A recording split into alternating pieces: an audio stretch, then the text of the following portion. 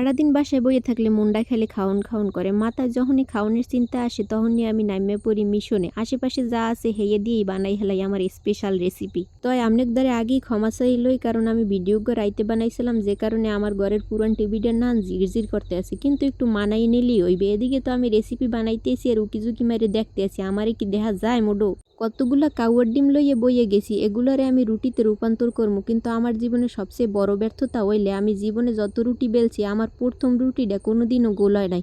ওইসে মানচিত্র না লইছে আমাক বাড়ির দ্বারের হোতা খা। এটা তো বড় কথা না, বড় কথা হইলো আজকে যে আমি কি বানাইতে আছি সেটাই তো আপনাগুলাকে বলা হয় নাই, কিন্তু আপনারা দেখে অবশ্যই কিছুটা বুঝে গেছেন আমি আজকে কি বানাইতে আছি। আমি যে গ্রামে থাকি তার আশেপাশে কোথাও খুঁজলে মোমো কিনতে পাওয়া যায় না, যে কারণে হুটহাট খাইতে মনে চাইলে বাসায় বানানো ছাড়া কোনো অপশন নাই। আমার তখনই সবচেয়ে বেশি ভালো লাগা কাজ করে যখন আমি কোনো কিছু রান্না করতে যাই আর সেটা স্বয়ং সম্পূর্ণ হয়। নিজে থেকে নিজের রান্নার প্রশংসা তো সবাই করে, কিন্তু সার্থকতা তো তখনই যখন পাশ থেকে কেউ বলে তোমার রান্নাটা না খুব মজা হয়েছে, তখন তো আমার মনটা একদম গার্ডেন গার্ডেন হয়ে যায়।